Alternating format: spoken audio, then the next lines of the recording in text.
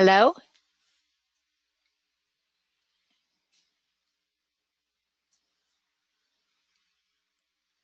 Great, you can hear me.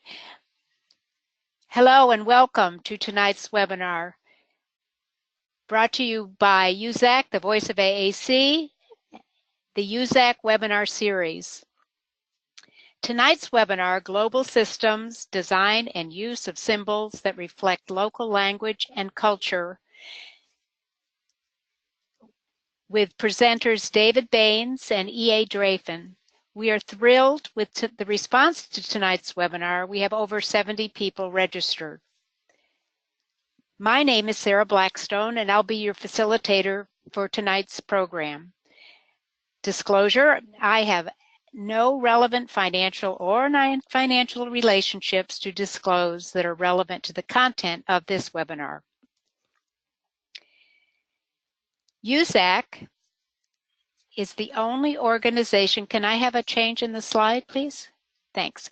USAC is the only organization that represents all stakeholder groups who focus on improving communication access for people who can benefit from augmentative and alternative communication approaches.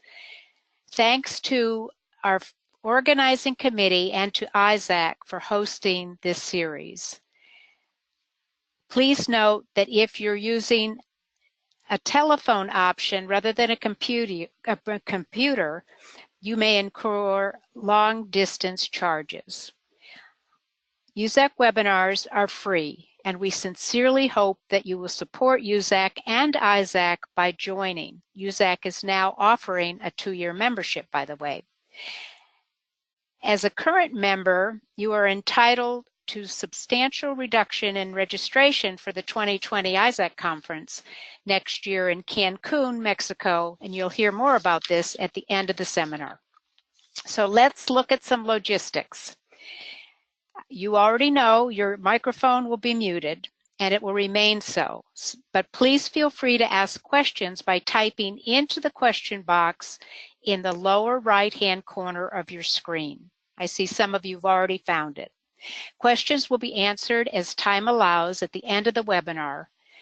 And we ask that you please do not ask questions about a specific individual, but rather be more general.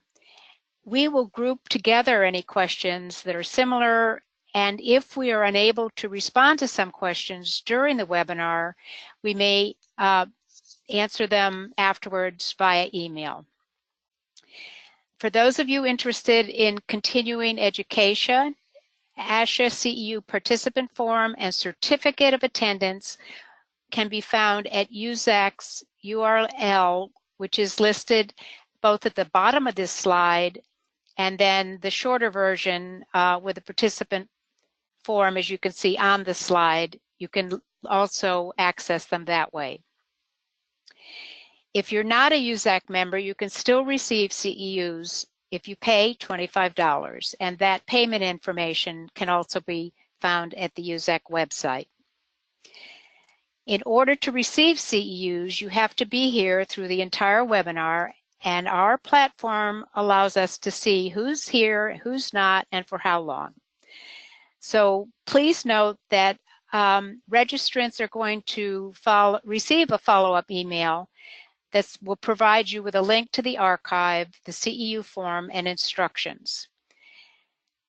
We ask that you submit your form by June 18th for credit, and you will be emailing it to the chair of our education committee, Stephanie Meehan, and her information is there on the screen, but also will be sent to you. So now, let's get on with the webinar and look at the learning objectives for tonight.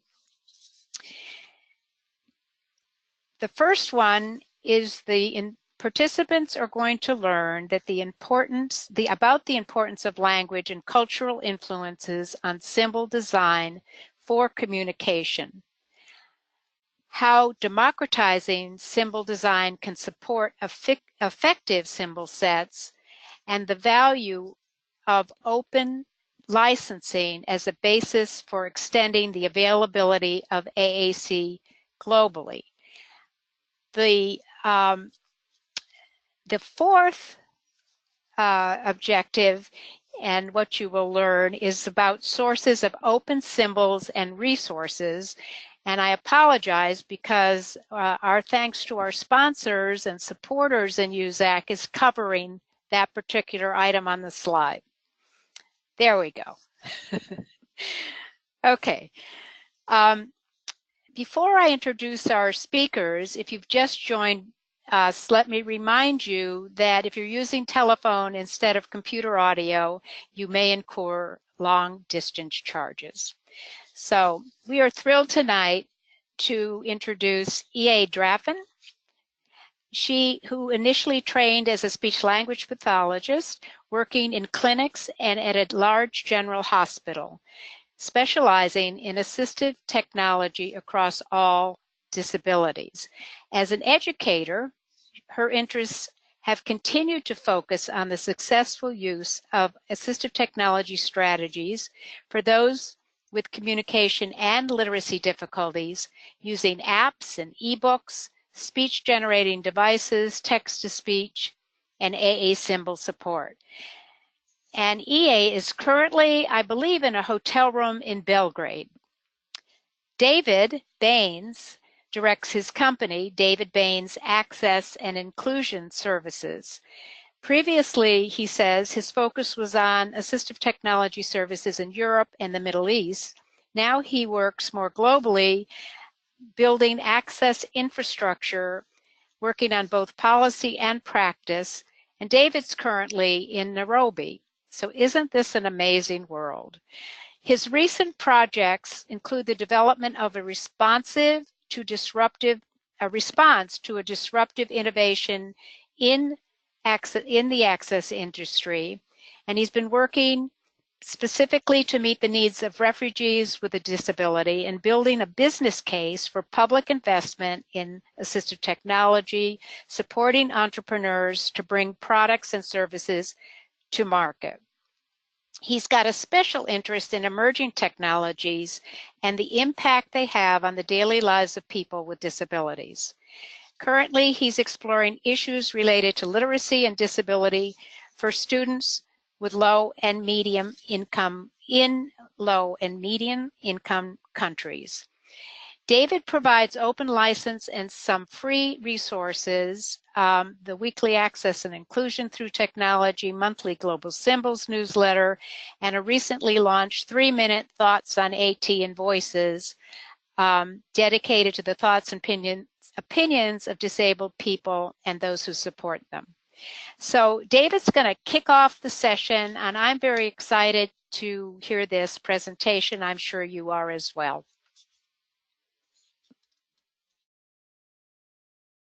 Hello, good evening. I hope everybody can hear me okay. I'm just waiting to get control of to show my screen.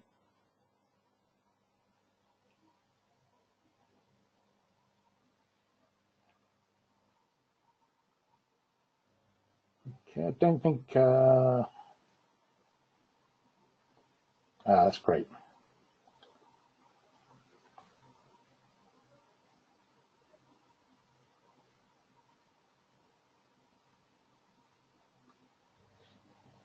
Okay, hopefully everybody can see my screen now. I think we're on air, as they say. Thank you so much for this opportunity to speak to you. As Sarah mentions, when we talk about ourselves and the name of our company is Global Symbols, I'm here in Nairobi. EA is over in Zagreb. Here in Nairobi, it's 1 a.m. and in Zagreb, it's midnight.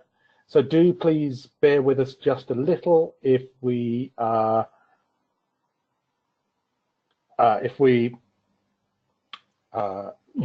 So I'm just seeing a message coming. I was just checking that. Okay.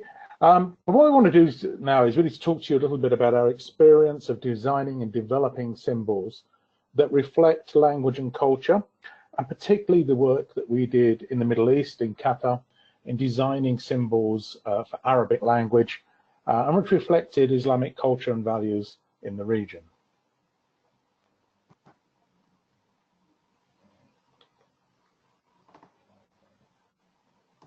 Okay, and really we would start by just talking to you a little bit about understanding the centrality of language and some of the details around language when you're coming to design an AAC system, and particularly the symbols that come with it.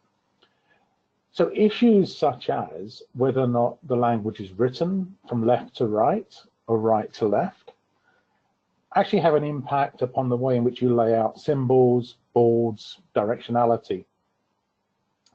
Some languages have some interesting features, using diacritics or accents to affect pronunciation of words. And interestingly, sometimes those won't actually turn up in written works. People don't always put them in, they just assume people will be able to work from them. That doesn't work very well when we talk about machines speaking out text. Length of phrases can be very different from language to language. And we found that some examples where AAC apps assumed an average length of phrase in the window across the top where text was being produced, which didn't work very well, and we lost a lot of text off the screen when it was written in Arabic. And one of the interesting things is that written and spoken language can vary very significantly. In Arabic, one of the big issues we found was that the written form and the spoken form of Arabic are actually quite different from each other.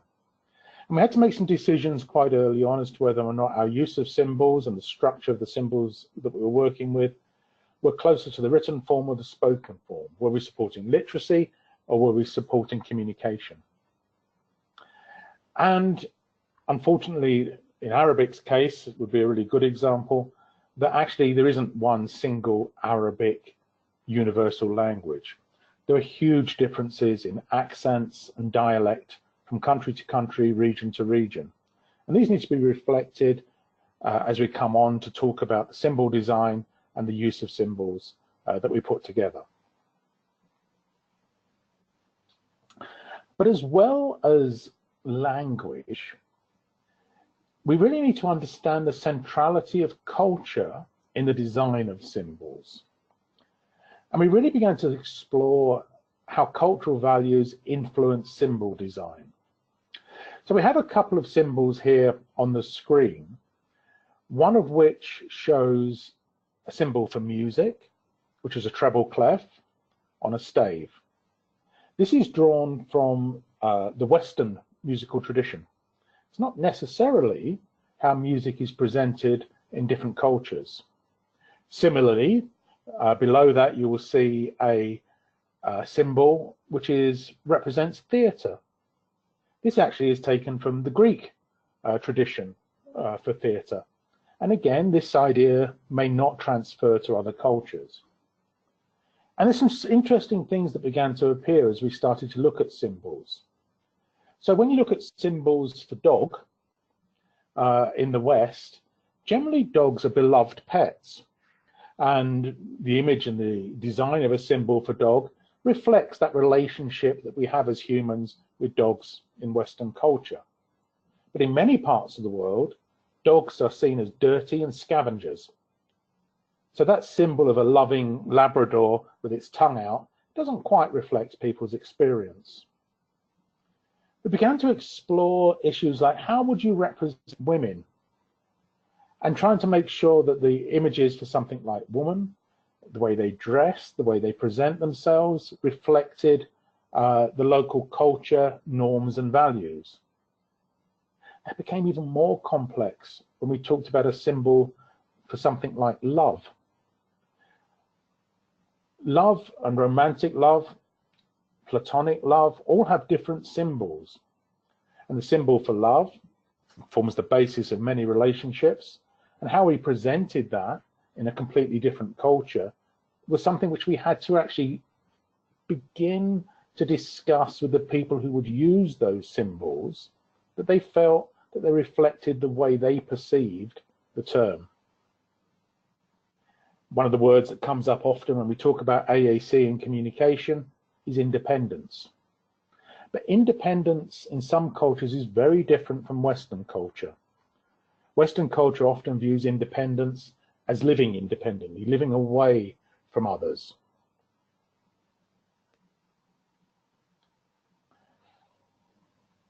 So I just lost my audio connection there. Living away from your family. In the Middle East, in the cultures we were working with, this wasn't an understanding of independence. Independence was from within the family, alongside your parents and your siblings, not living somewhere separately from them.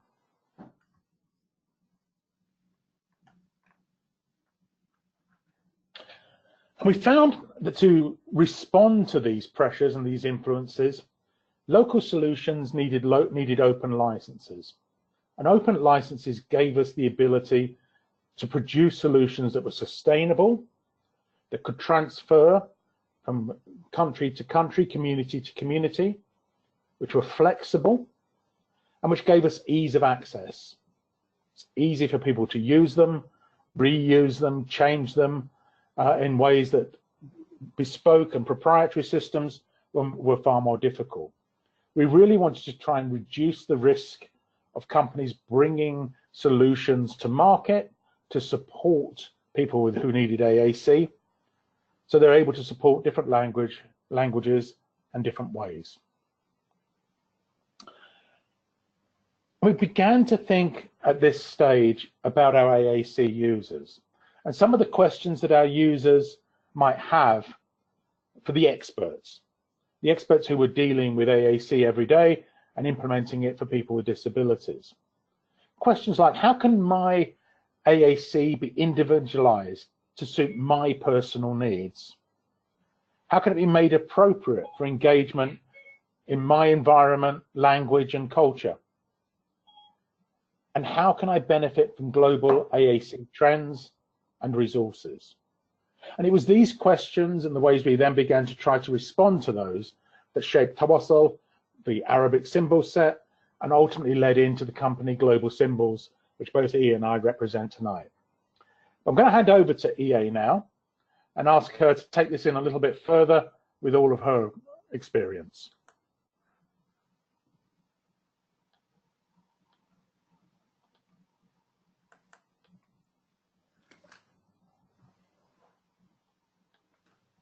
I'm hoping you can see my slides. I'm also having a slight problem with our audio here, and I'm having to double check.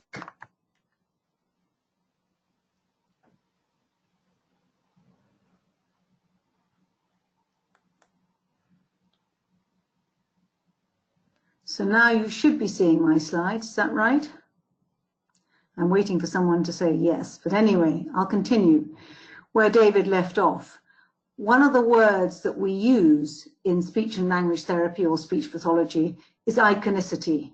It's a really very complex word, and it's not one I actually like very much, and it's often been debated, but it is still very important, as you could see when David was discussing how we portray a dog or a woman. You do need to think about how easy it is to guess what a symbol means or to learn. And I think one of the problems we have is that we fail to understand how difficult this can be for someone who's had no prior knowledge of language. For instance, when we work with children, we know that we have to repeat sounds endlessly. It takes up to 2 years for a baby to really understand and for a little child to start to understand why to use certain words, let alone to understand symbols. We know that they recognize pictures, and we know that eventually those pictures, even when represented in a very bare, basic way, can often be recognized. Those transparent symbols, which tend to look exactly like what we're saying or what they represent, are definitely the easiest to understand. But transparency for one person may not be transparent for another. And the same is true of the word when we use translucent, which may need some more information. And very often that information that we depend on is a description, but that description can be quite complex. So we're going to look at a couple of symbols at the bottom here before we go on too far. On the left, there's a dog running along the road. That dog has quite a lot of information around it. You can see that information is telling you that it's a dog. It has a collar. It's not a wolf. Now, interestingly enough, I've been looking at artificial intelligence and machine learning to try and see whether we can get image recognition to improve with our symbols. A 3-year-old will recognize the difference between the dog and the wolf, probably because it has a collar, not necessarily because it's running along a road and got grass on either side. Machine learning is the same. It will pick up some obscure point of difference, not necessarily 4 legs, a tail, and 2 ears, and tell us that that animal is a dog. But if you look at the symbol to the right of the dog, when you try machine learning on that one, there's no background, there's no information to support it, and therefore we have to learn what it is that it represents. Machine learning might tell you that it's a mammal. We've actually tested this with the Seeing AI app that's been developed for blind users to help them to recognize objects on tables. And you take a snapshot of an object, and 9 times out of 10, if the object is something like a glass or a jug or a teapot, something fairly easy, the app will recognize it as long as it's in context. Put a yellow cat symbol on a piece of paper and take a photograph of that, and the machine learning can't cope. So we know that this idea of learning symbols is a bit like learning to play the piano. You need to have an awful lot of practice. So opaque symbols that are not obvious are going to be even harder to recognize. Although, as everyone knows, once you've grasped the concepts of, say, Bliss symbolics, very often you can create a far better language structure and grammar from them by adding additional little tweaks to those pictures than you can if you use the sclera image, which is the one between the dog and the Bliss symbolics. And there you see the dog being stroked, but you don't know whether that's actually what was the label. You think it might be. And in fact, with that one, they had a label for just dog. So moving on to this idea of localization, the complexity increases, as David said. And we found that inappropriate symbols send mixed messages. That's nothing new. Hua was talking about this research quite a long time ago. AAC users need to feel comfortable with the nuances of their own culture, religion, and social settings. It's something that we all, when we fly into another country, think, oh gosh, what are we going to be meeting? Are we going to feel comfortable? Are we going to be able to find our way from the airport to the hotel? Are we going to be able to read the labels? What if we arrive in Japan and try and take a train to Hokkaido? I can tell you, a friend of mine ended up reading the Braille rather than trying to look at the symbols that were presented on the machine, the train station. It was easier for him. I certainly failed on both accounts. And linguistic rules need to be considered to encourage natural language. We found in particular with the Arabic language going from right to left, that adjectives and adverbs appeared in different places, that endings changed and words sound totally differently when they have those endings added. In particular, when it comes to plurals, where even a pigeon can change sex between being a singular pigeon and 2 pigeons, or maybe even 3. Because in Arabic, there's a difference between plurals that represent 2 things as opposed to 3. The complexity is huge. We tend to think that it's going to be very easy just to draw some friends. We soon discovered that the Arasac symbol that represented friends with a male between a female and a male was not acceptable.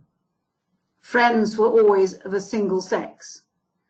And when we tried to have the idea of perhaps symbol sticks or stick figures, this was absolutely not in any way acceptable. This is why our voting started to become a way of sorting out which symbols the users really like to enjoy to use. So what we did was we set up a forum where they could choose which symbol sets that were freely available best suited their ideas. We gave them several choices, and we also asked them to come up with some core vocabulary collections. These were audio recordings from schools, from groups, from families, and also from teachers. The range was huge.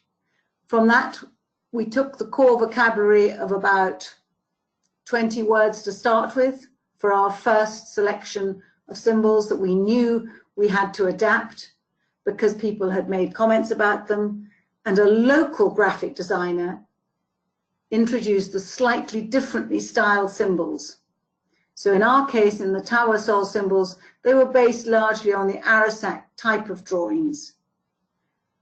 That local designer had an intuitive feel for what those symbols should look like. But even so, we still had to make changes. So we set up this forum to vote on the acceptability. We used a scale of 1 to 5, and we asked them to give us their initial feelings.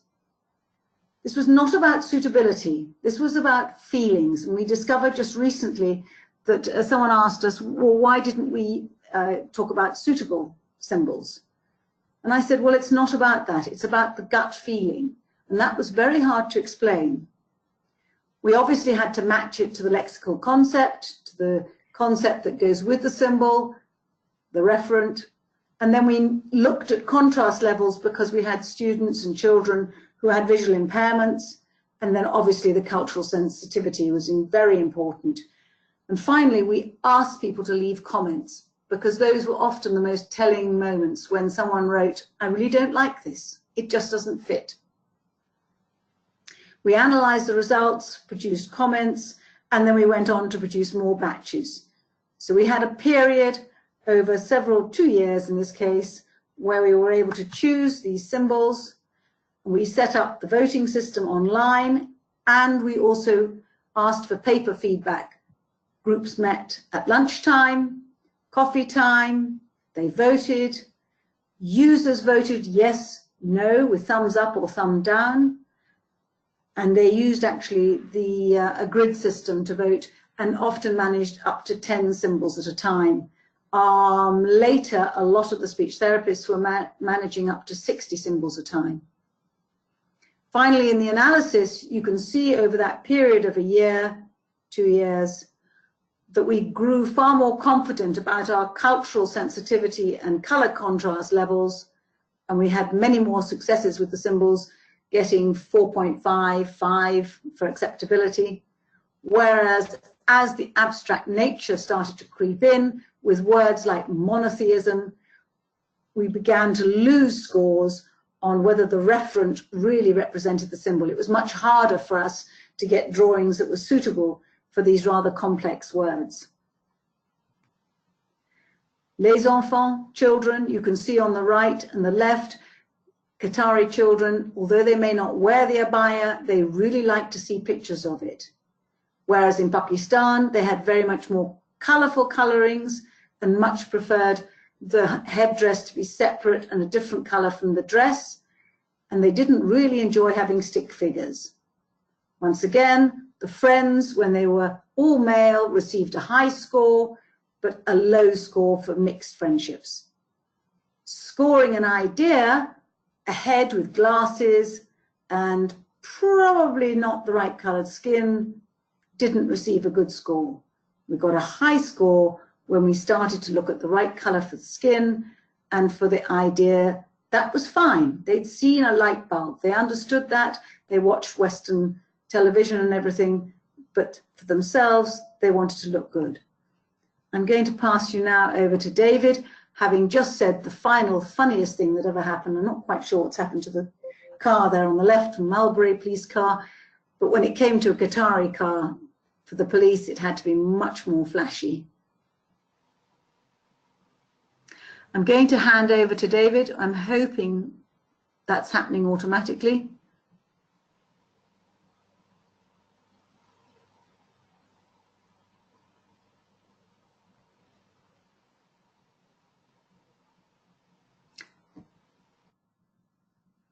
I'm not sure whether you're still hearing me, but I can't hear anybody either.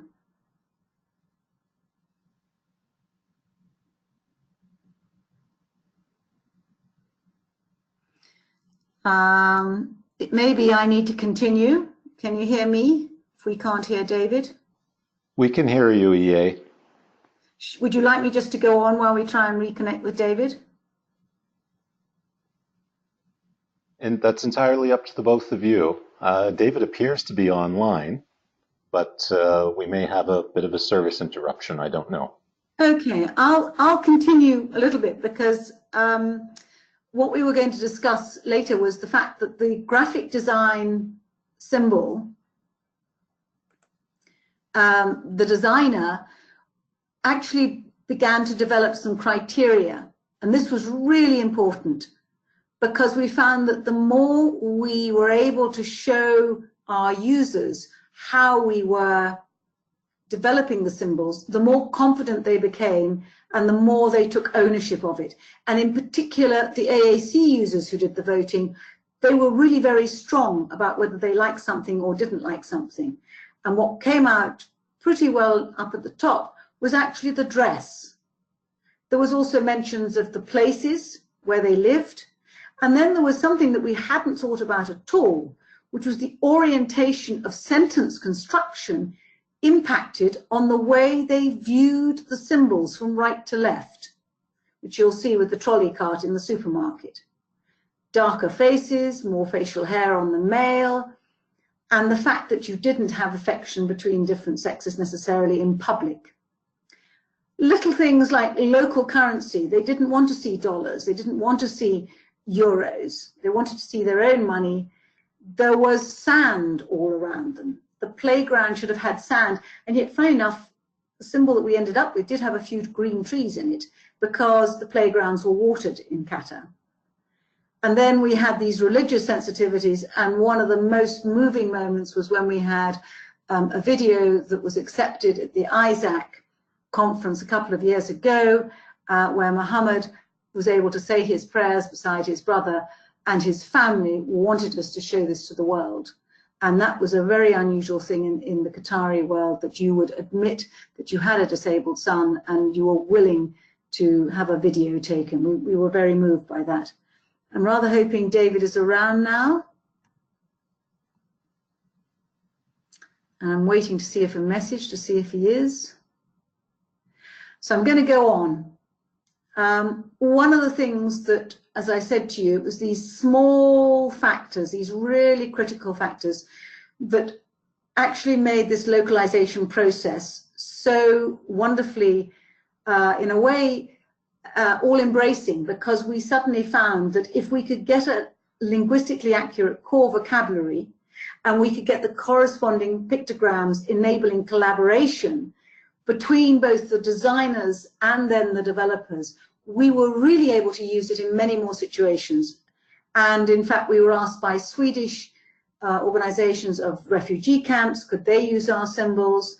We opened it up to social media, and we instantly found that many more Arabic countries were interested in the symbols. They didn't go to the website so much, they went to Facebook. There were much easier changes happening to the symbols as we engaged with users.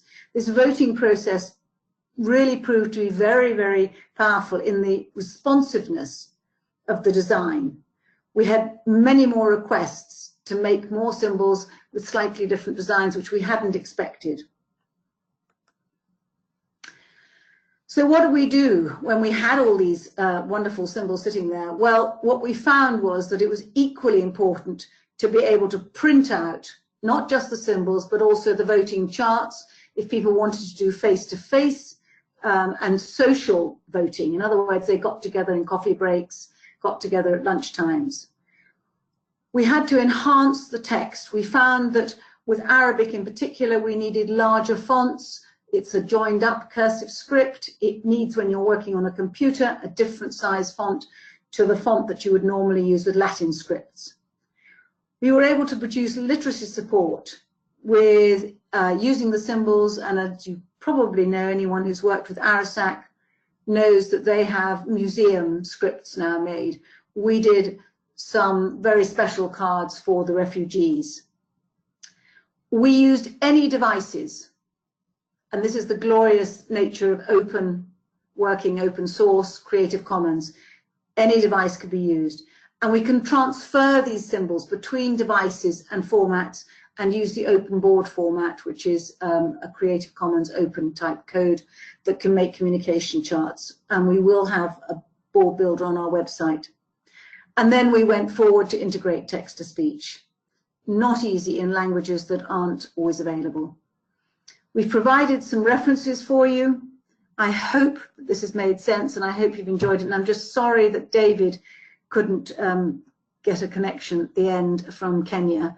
But I'm going to hand back now to Sarah and hope you will feel free to answer some questions.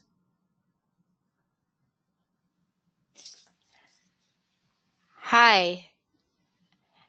Am I being heard? Yes, you are. Okay.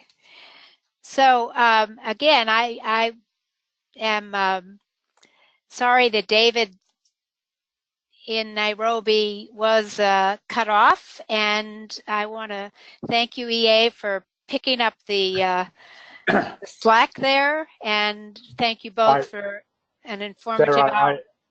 I am back again. I apologize for the problems. I managed to get them fixed here, but I do apologize to everybody. All right, well, good. You're here in time for questions. So if you have a question and you haven't typed it in yet, please do that now, because we really do have quite a bit of time for questions. Before we start, I've got a question that I'm wondering if you could address.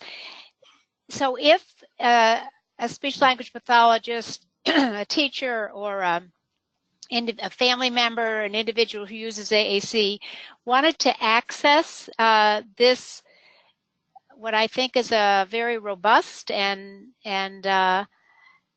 flexible symbol collection, how might they do that? Go ahead, David. Okay. So the obvious thing is to go to globalsymbols.com, and from there you can search and find the symbols you want, and you can download them and use them. You'll find that there's a number of symbol sets there, not just the Arabic set. They're all open, licensed, and available to you. So the very simple answer is go to globalsymbols.com, and you can use it straight away. Yeah, is there anything you would add to that? Yes, I was going to add that in the coming months we will be adding, or we hope to add, some more symbol sets, including a fantastic range of Creative Commons photographs that have been collected by the Vellore group down in southeastern India. They've done an amazing job collecting them, mainly from Pixabay, which is a very useful place to get Creative Commons photographs, but what they've done is categorize them, so we hope to do that. You will be able to search for them in different languages for the symbols on Global Symbols if you should wish to. And there is the voting system available online and from now onwards, and we are beta testing it at the moment with Serbia and Croatia. So you will see quite a few changes happening in the coming months, and we're very excited about this because we hope to also produce some training materials to go with it all, and those will be totally free. That's great. Now, we do have a couple of questions that are specific to, I guess, the big picture. One of them is, in your opinions, what are the biggest lessons we should keep in mind when selecting symbols in order to be culturally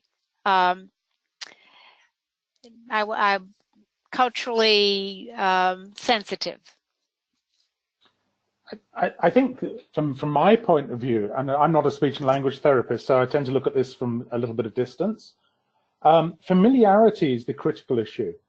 So if you're looking at a symbol and you look in the community within which it's being used, it was pretty obvious when I was working in the Middle East that the symbol for woman or for friends didn't reflect what I saw was going on around me. So understanding that and really thinking about, does this symbol, this representation of reality, actually relate to what people see every day in their homes, in the street, in the shops, in the malls, and so on? That was for me was the key criteria. If they don't, then we really need to think through, well, what should it look like? EA, what would you add to that one? I'm going to add, from the point of view of, for instance, as was demonstrated by the refugees in Sweden, they felt that they wanted symbols that represented their culture, even though they were sitting in another country. So I think that there is something to learn from that as well.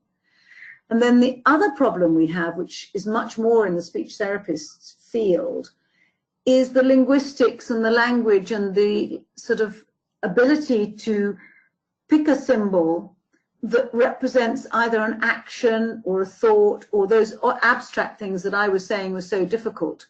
And one of the problems we've had is that, as you know, that you've got a difficulty with the language often being a singular word in the male format. In other words, we in English don't have the difficulty of declensions, we don't have the difficulty of changing a word shape, form, because of the gender or the number. We may add an S to it, we may do a few other things, but the fact that mice and mouse are one of the very few, there are not many words that do a complete change. It's rare in English, it's not so rare in other languages, and that's something that one has to think about as well. And there was a really big thing that we did in this process, and it was only afterwards we really thought about what we'd done. In terms of the design of the symbol set, this wasn't a consultative process. It was a democratic process. The people from within the community the symbols were going to be used had the decision-making power on which symbols they chose. It wasn't that we asked them what did they think and then we went away and thought about it. They voted, they decided. So the decision-making was done from within the culture. And I think, you know, we really wanted to build that right through the whole process when we were working with this. So we had speech and language therapists from within the community. We had AAC users from within the community. We had a graphic designer from within the community. And they all understood why people had voted certain ways. And I think, you know, I really would stress that when you're working with different groups. And it's interesting the impact that that had. I think my favorite email I ever got during this time came from Kentucky, where we had some emails and some contacts where people were using the Tawasol symbols in schools in Kentucky because they had a group of Arabic kids come in.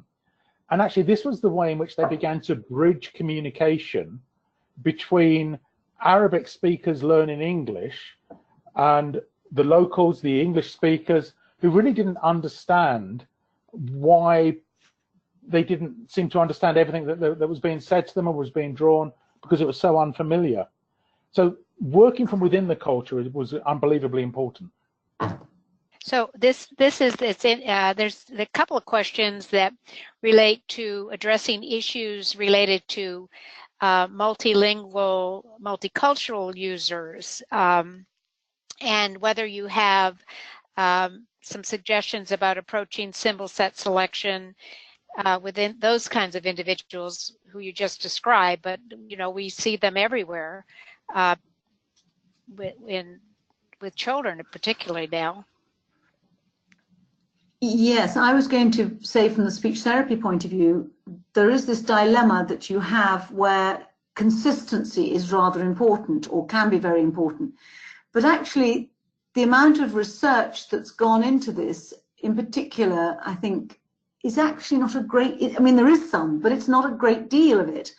And it slightly worries me that as a child journeys through their AAC life, we do need to be more flexible with the symbols we use. And I think we are very often as they grow into adulthood, but we don't necessarily think about how their cultural feelings change and whether they've moved initially into a country and it's all new and they're a bit worried and they're still looking at what they had before. And then as they grow into that country and they learn obviously more about it, do their symbols change? Do we need to be aware? And again, I think this is what David was slightly sort of underlining, was that our groups had a totally free view of and look at several of the symbols that we showed. It may even be in play that you might have sort of 3 or 4 dogs on the table and the child decides which one it likes at that particular stage. And then you may need to look later. So that fierce dog that possibly had rabies in one country then turns into the lovable Labrador later in another country. Things will change, they'll morph. I think we've got to be much more flexible about it.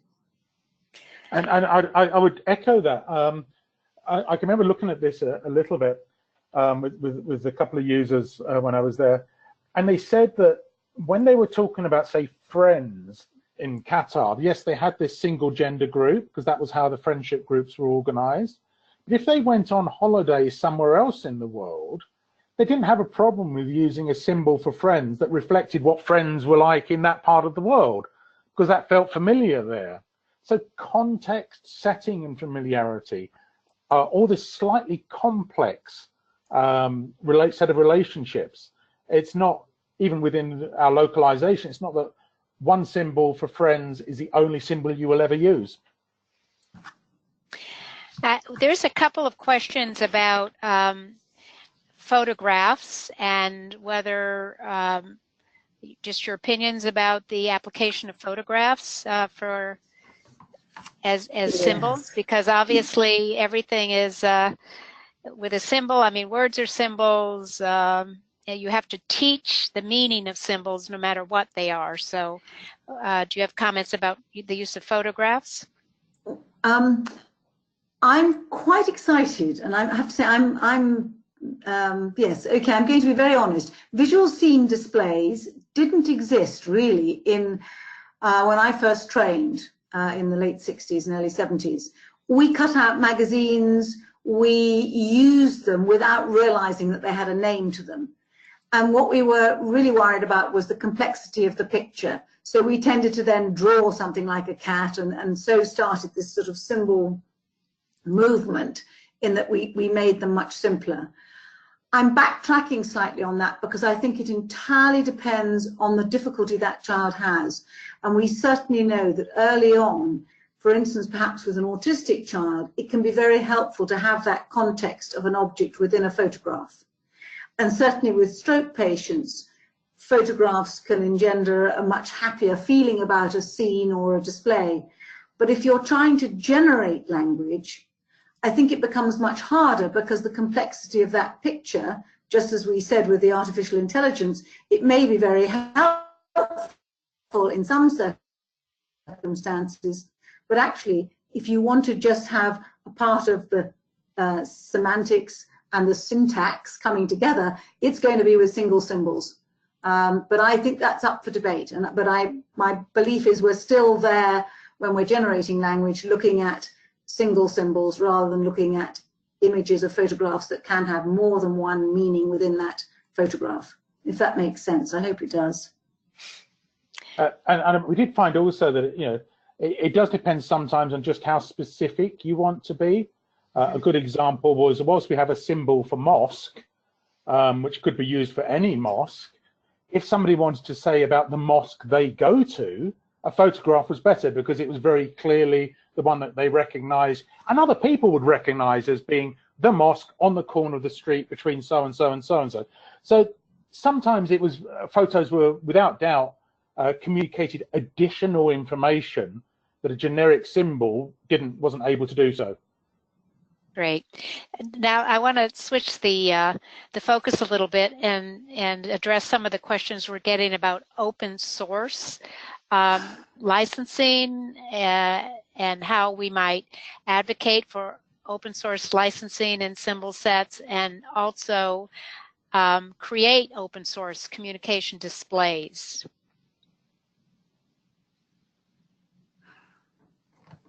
Do you want me to pick up on that? Go on, Dave. Okay, so we believe in working in the open through the whole process. So in terms of creating open license symbols, we set up a license which allowed both non-commercial and commercial use of the symbol set. So that they could be brought into all sorts of products. They could be printed if you just wanted them on paper, with eTran frames, or they could be created within dynamic screens or in iPads and so on. So if you want to support that process, what we then tried to do was create an open chain. So the open symbols can be used with any piece of software But obviously, if you want a solution which is free to the end user, we're creating APIs so that open source AAC solutions will automatically be able to pull the symbol sets in. As we said earlier on, the capacity to localize and customize open solutions was one of the strengths of what we were trying to do. What we're then adding on to that is the open training materials published as under Creative Commons or open educational resource.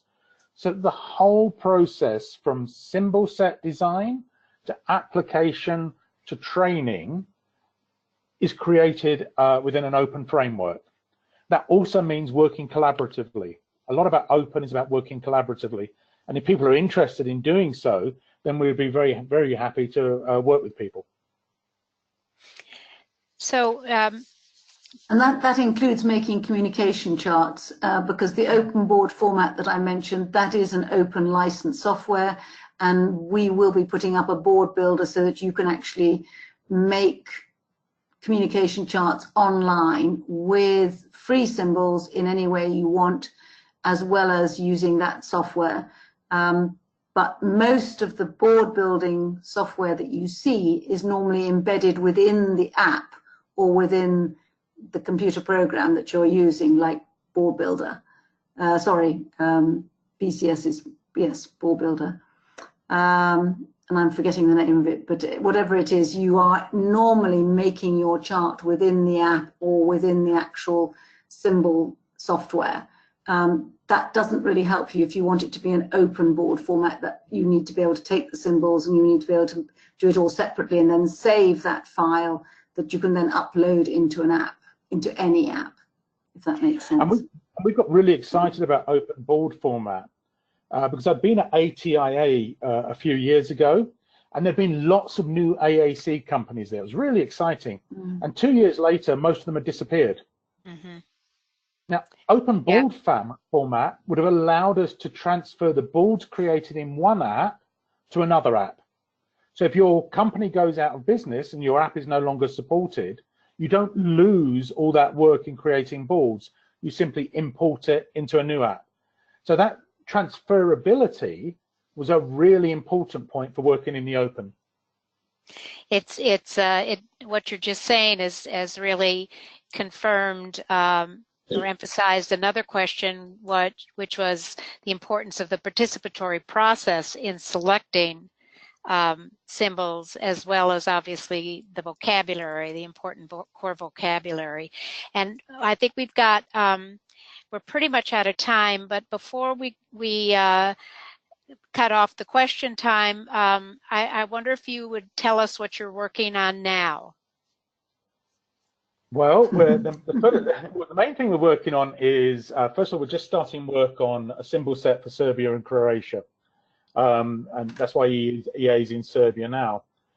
But we're also working with UNICEF on creating an open training platform for AAC. So what we want to do is to take the principles we've talked about today and apply those to training materials. So by the autumn, there will be an online training resource of 6 modules, from the very beginning of what are symbols, what is AAC, through to applying, implementing, working with parents, and future directions for AAC, that will not only be free to use, it will also be open, that you can take it, translate it, localize it, add your own material. And if you're very nice, hopefully you'll share it back with us so we can share it with others. And we think that's going to be a really important development for particularly where cost of training is a problem, where expertise is a problem, the countries that we're working in. But actually, even in rural areas in parts of the United States, expertise can be quite a long distance away.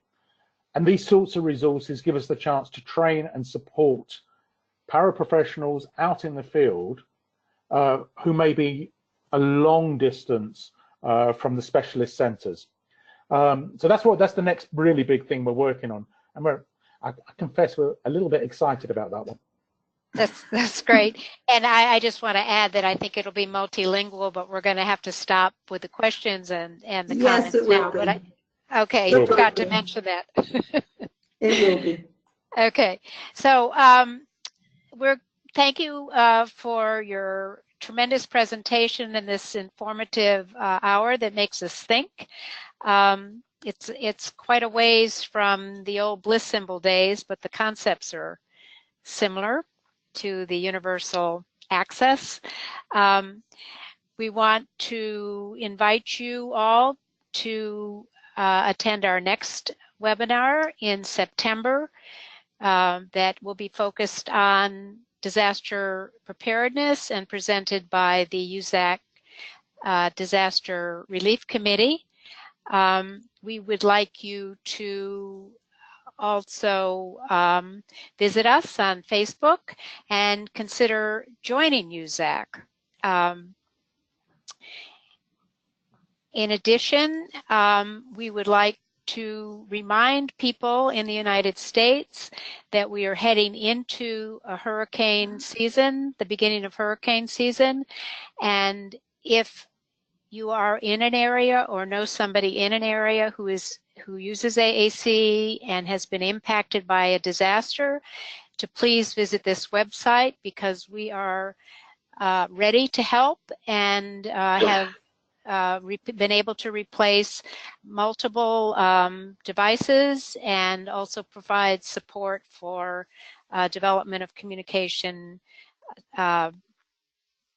boards and other materials. So I'm now going to turn it over to Franklin, and he's going to remind us and tell us all about ISAC 2020 in Cancun, Mexico. Thank you very much, Sarah.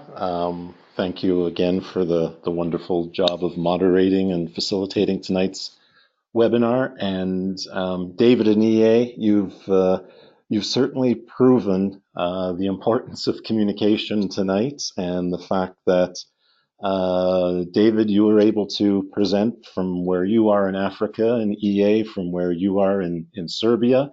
And I believe we have 4 continents represented this evening for tonight's webinar.